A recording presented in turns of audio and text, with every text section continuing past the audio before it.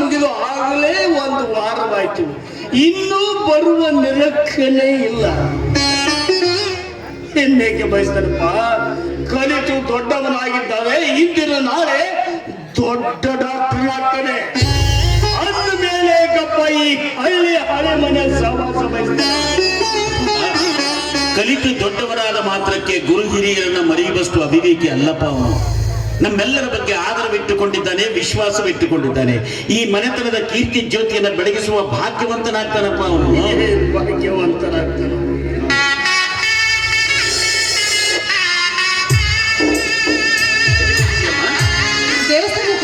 ನೀನು ಎಷ್ಟು ಸಲ ಹೇಳಬೇಕು? ಮೊದಲೇ ನಿನ್ ಕಾಲು ಚೆನ್ನಾಗಿಲ್ಲ, ಹೊರಗಡೆ ಹೋಗ್ಬೇಡ, ಸುತ್ತಾಡ್ಬೇಡಮ್ಮ ಅಂತ ನಾನು ಎಷ್ಟು ಸಲ ಹೇಳಿದ್ರು ನನ್ನ ಮಾತು ಕೇಳಲ್ವಲ್ಲಮ್ಮ ನೀನು? ಅಣ್ಣ, ಇವತ್ತು ಸೋಮವಾರ, ಅದಕ್ಕೆ ದೇವಸ್ಥಾನಕ್ಕೆ ಹೋಗಿ ಬಂದೆ. ಆಯ್ತು.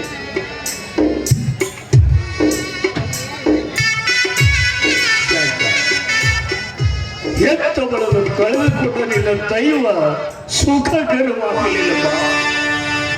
ಚಿಕ್ಕ ಬಾಲಕಿರುವಾಗ ಆಡುತ್ತಾ ಎಡವಿ ಬಿದ್ದ ನೆವದಿಂದ ಮುರಿದು ಹೋಯ್ತು ನಿನ್ನದೊಂದು ಕಾಲ. ಅಂದಿನಿಂದ ಒಟ್ಟಿಗಾಲಲ್ಲಿ ಸೇರು ಮಾಡ್ತಾ ಇದ್ದೆ. ನಿನ್ನ ಮುಖ ಕಂಡಾಗಲೆಲ್ಲ ಕರುಳು ಹಿಂಡಿದಂತಾಗುತ್ತಪ್ಪ ನನಗೆ. ಯಾಕಪ್ಪ ಸುಮ್ಮನೆ ಇದಕ್ಕೆ ಕೊರತಾ ಇದ್ದೀರಾ? ನನ್ ಕಾಲ್ ಕುಂಟಾಗನೇಕಪ್ಪ. ಮನೆ ಕೆಲಸ ಮಾಡೋದಕ್ಕೆ ಈ ನನ್ನ ಕೈಗಳು ನೀಟಾಗೆ ಇದ್ದವಲ್ಲಪ್ಪ, ಅಷ್ಟೇ ಸಾಕು. ಅಪ್ಪ ಸುಮ್ಮನೆ ಯಾಕಪ್ಪ ಮರಗ್ತಾ ಇದ್ರಿ? ಇಲ್ಲದ ಆಲೋಚನೆಗೆ ಅವಕಾಶ ಕೊಟ್ಟು ಇನ್ಮೇಲೆ ನಾವು ಯಾವುದಕ್ಕೂ ಭಯ ಪಡಬೇಕಾಗಿಲ್ಲ. ಯಾಕಂದ್ರೆ ಪ್ರಕಾಶ ಕಲಿತು ದೊಡ್ಡ ಡಾಕ್ಟರ್ನಾಗಿ ಮನೆಗೆ ಬರ್ತಾನೆ, ಕೈ ತುಂಬಾ ಸಂಪಾದನೆ ಮಾಡ್ತಾನೆ. ಅವನಿಂದಲೇ ತಂಗಿಯ ಕಾಲಿನ ಆಪರೇಷನ್ ಆಗುತ್ತೆ, ಅವಳ ಕಲ್ಯಾಣ ಕಾರ್ಯ ಕೂಡ ಮುಗಿದು ಹೋಗುತ್ತೆ. ಆಪರೇಷನ್ ಜಗದೀಶ, ಕಾಲು ಮುರಿದಾಗಲೇ ಮಾಡಿಸಿದ್ರೆ ಒಳ್ಳೇದಾಗ್ತಾ ಇತ್ತಪ್ಪ. ಇಷ್ಟು ದಿನ ಗತಿಸಿದ ಮೇಲೆ ಯಾವ ಚಿಕಿತ್ಸೆ ಒಳಗೆ ಉಪಯೋಗ ಇಲ್ಲಪ್ಪ. ಇಂದಿನ ವೈಜ್ಞಾನಿಕ ಜಗತ್ತಿಗೆ ಯಾವುದೂ ಅಸಾಧ್ಯವಾದದ್ದಲ್ಲಪ್ಪ. ಪ್ರಾಣಿಯ ದೇಹವನ್ನೇ ಬಿಚ್ಚಿಟ್ಟು ಮತ್ತೆ ಜೋಡಿಸ್ತಾರೆ ಅಂದಮೇಲೆ ಆಫ್ಟರ್ ಆಲ್ ತಂಗಿಯ ಕಾಲಿನ ಗುಂಟು ಕಳೆಯುವುದೆಷ್ಟೊತ್ತಿನ ಮಾತು. ಪ್ರಕಾಶ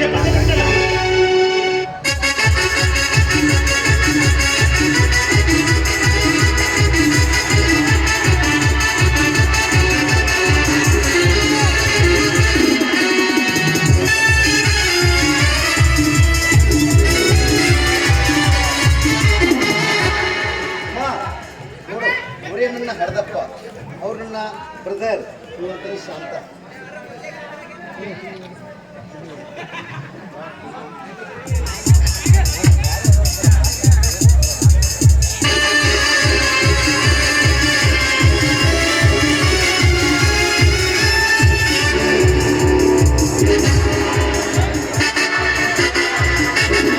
ನಮಸ್ಕಾರ ಮಾಡೋ ಸ್ಟೈಲ್ ಚೆನ್ನಾಗಿದೆ.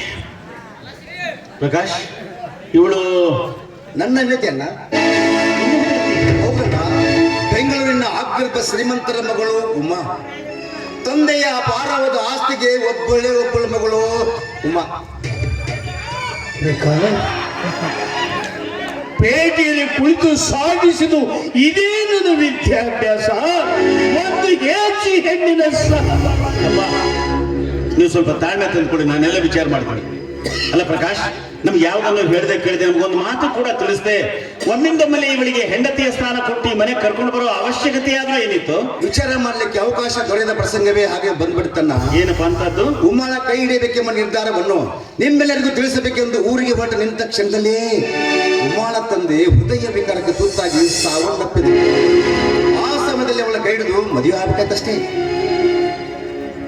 ಮಾಡಿದ ತಪ್ಪನ್ನು ಮುಚ್ಚಿಕೊಳ್ಳಲು ವ್ಯರ್ಥವಾದ ವಿವರಣೆ ಕೊಡ್ತಾ ಇದ್ದೇವೆ ಕತ್ತೆ.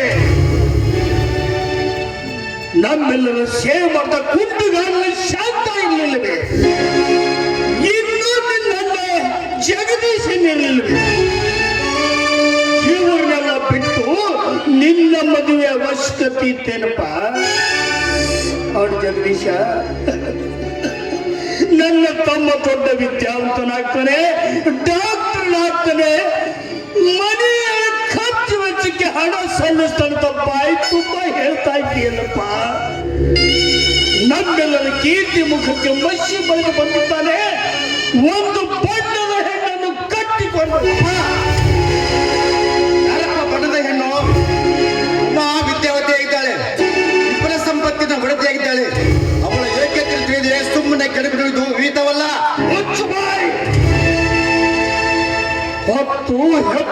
ಸಾಕಿ ಸಲುವಿದ ತಂದೆಗೆ ಎದುರುಡಷ್ಟು ಪಿತ್ತ ನೆತ್ತಿಗೆ ಇರ್ತಲ್ಲ ನಿನಗೆ. ಮಾಂಸದಾಶಿಯಾಗಿ ಎಲ್ಲವೂ ಕಡಿಯು ನಾಯಿಯಂತೆ ಇವ ಸಂಪತ್ತಿನ ಆಶೆ ತೋರಿಸಲು ಬಂದಿದ್ದೀಯ. ಗುರು ಹಿರಿಯರ ಆದರ್ಶವನ್ನರಿದೆ ಕಂಡುಗಳನ್ನು ಮನೆಗೆ ಕರೆತರಲಿಕ್ಕೆ ಇದೇನು ವೇಶ್ಯಾವಾಟ?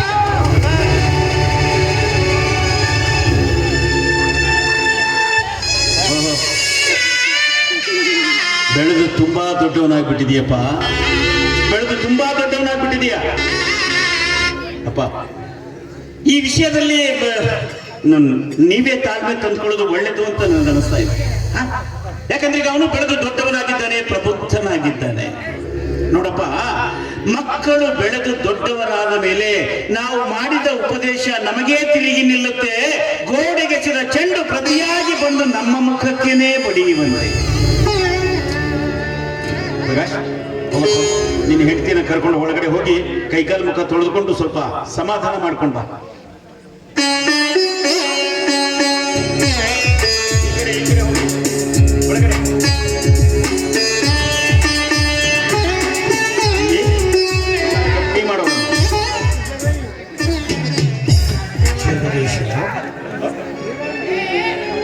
ಈ ಅವಿವೇಕಿ ಪೋಖರಿಗಳಿಗೆ ಇನ್ನೂ ಈ ಮನೆಯಲ್ಲಿ ಸ್ಥಳ ಕೊಡುವೆಯಲ್ಲಪ್ಪ. ಅಂದ್ರೇನಪ್ಪ? ಈಗಿಂದೀಗಲೇ ಅವರನ್ನ ಮನೆ ಬಿಡಿಸಿ ಹೊರ ನೋಡ್ಬೇಕು ಅಂತ ಹಾಕ್ಬೇಕು. ನೋಡಪ್ಪ, ತಂಗಿ ಅಣ್ಣನು ಭಾವನೆ ಬಿಟ್ಟು ನಡಿವ ಇಂಥವನಿಂದ ನಮಗೆ ಸುಖ ಇಲ್ಲಪ್ಪ. ನಮ್ಮ ನಿರ್ಧಾರದ ಮೇಲೆ ನಡೆದುಕೊಂಡ್ರೆ ಬದುಕು ಸಾಗೋದಿಲ್ಲಪ್ಪ. ಯಾಕಂದ್ರೆ ಈಗಾಗಲೇ ಅವರಿಬ್ರು ರಿಜಿಸ್ಟ್ರಿ ಮ್ಯಾರೇಜ್ ಮಾಡ್ಕೊಂಡು ಈ ಮನೆಗೆ ಬಂದಿದ್ದಾರೆ ಅಂತಂದ್ಮೇಲೆ ನನ್ನ ತಮ್ಮನ ಪ್ರಕಾಶನ ಕೈ ಹಿಡಿದು ಈ ಮನೆಗೆ ಬಂದ ಉಮಾಳನ್ನು ನಾವು ಆದರಿಸಲೇಬೇಕು, ಆತಿಥ್ಯ ನೀಡಲೇಬೇಕು. ಯಾಕೆ ಚಿಂತೆ ಮಾಡ್ತಾ ಇದ್ರಿ? ಬನ್ನಿ ಕುಳಿತುಕೊಳ್ಳಿ.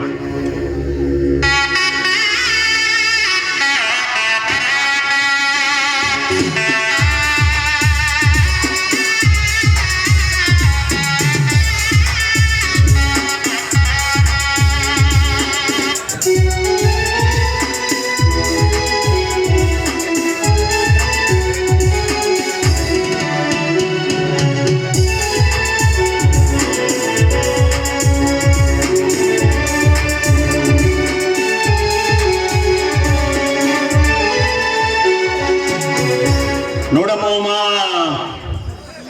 ನೀನು ನನ್ನ ತಮ್ಮ ಪ್ರಕಾಶನ ಕೈ ಹಿಡಿದು ಈ ಮನೆಗೆ ಬಂದಿರುವೆ, ಈ ಮನೆಯ ಸೊಸೆಯಾಗಿ. ಗುರು ಹಿರಿಯರ ಅನುಮತಿ ಇಲ್ಲದೆ ನಿಮ್ಮ ಇಷ್ಟದ ಪ್ರಕಾರ ನೀವು ಮದುವೆ ಮಾಡಿಕೊಂಡು ಬಂದ ಈ ನಿಮ್ಮ ದುಡುಕಿನ ವರ್ತನೆ ಅದು ತಂದೆಯವರ ಕೋಪಕ್ಕೆ ಕಾರಣವಾಯಿತು.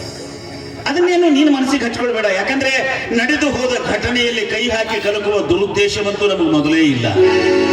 ಆದ್ರಿಷ್ಟೇ ನಮ್ಮದು ಬಡತನದ ಸಂಸಾರ. ಚಿಂತೆ ಮಾಡಬೇಡಮ್ಮ, ಚಿಂತೆ ಮಾಡಬೇಡ. ನಮ್ಮ ಬಡತನದ ನಿವಾರಣೆಗಾಗಿ ನಿನ್ನ ಸಂಪತ್ತಿನ ಆಸೆಯನ್ನು ನಾವು ಕನಸು ಮನಸ್ಸಿನಲ್ಲೂ ಮಾಡೋದಿಲ್ಲ. ಆದ್ರಿಷ್ಟೇ ವಿದ್ಯಾವಂತನಾದ ನನ್ನ ತಮ್ಮ ಪ್ರಕಾಶದಿಂದಲೇ ನಮ್ಮ ಮನೆಯ ಉದ್ಧಾರವಾದೀತು, ಕುಂಟಿಯಾದ ನನ್ನ ತಂಗಿಯ ಕಲ್ಯಾಣವಾದೀತು ಎನ್ನುವ ಆಶಾದೀಪ ನಮ್ಮದಾಗಿದೆ. ಕಾರಣ ನಮ್ಮ ಮಾತಿಗೆ ಬೆಲೆ ಕೊಟ್ಟು ಹಿರಿಯರ ಮಾತಿನಂತೆ ಈ ಮನೆಯನ್ನು ನಡೆದುಕೊಂಡು ಹೋದಾದ್ರೆ ನೀನೇ ಈ ಮನೆಗೆ ಆದರ್ಶ ಗೃಹಿಣಿಯಾಗವಿ, ಸುಶಿಕ್ಷಿತಳೆಂದೆನಿಸಿಕೊಳ್ಳುವೆ.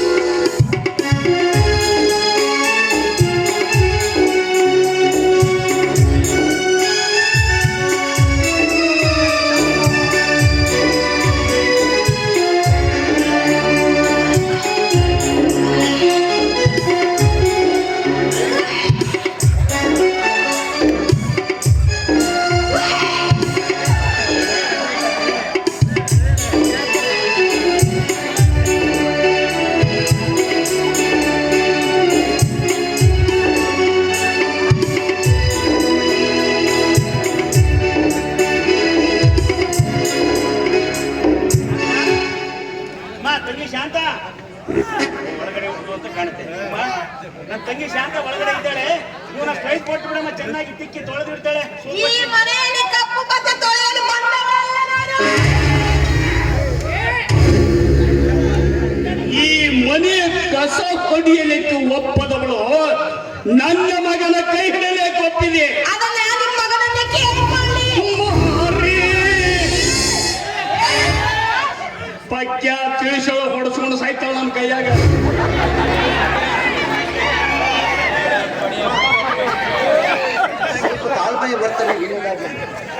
ಕ್ಷಣದಲ್ಲಿ ನೀನು ಸಿಡುಕು ಸ್ವಭಾವ ವಿಪರೀತವಾಯ್ತಲ್ಲ. ಅಂದ್ರೆ ಏನ್ರಿ ಪ್ರಕಾಶ್, ಕಲಿತು ವಿದ್ಯಾವಂತರಾದ ನಾನು ಹಿರಿಯರ ಮಾತಿಗೆ ತೊತ್ತಾಗಿ ಬಿದ್ದಿರಬೇಕೆ ಈ ಮನೆಯಲ್ಲಿ? ನೋಡಿ, ನನಗೆ ಯಾಕೋ ಏನು ಈ ಮನೆಯ ವಾತಾವರಣವನ್ನೇ ಹಿಡಿಸ್ತಾ ಇಲ್ಲ. ಮನಸ್ಸಿಗೆ ತುಂಬಾ ಬೇಸರವಾಗ್ತಾ ಇದೆ. ನಡೀರಿ, ಹೊರಗಡೆ ಸುತ್ತಾಡ್ಕೊಂಡು ಬರೋಣ. ನಡೀರಿ, ಹೋಗೋಣ. ಮತ್ತೆ ಏನು ಮಾಡ್ತಾನ?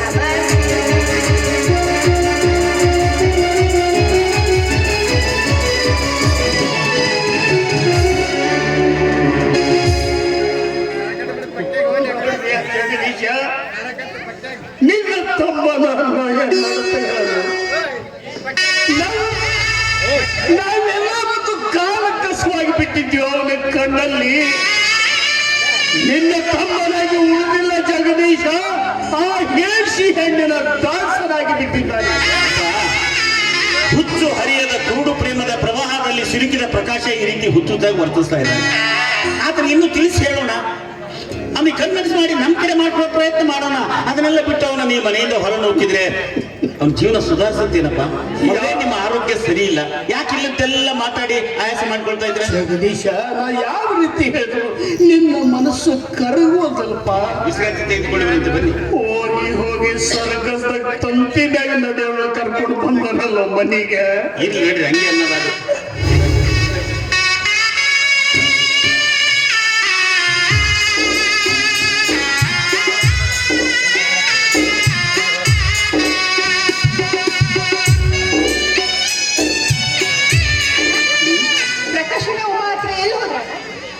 ಹೊರಗಡೆ ಹೋಗಿದ್ದಾರಮ್ಮ ಸುತ್ತಾಡ್ಕೊಂಡ್ ಬರ್ಲಿಕ್ಕೆ.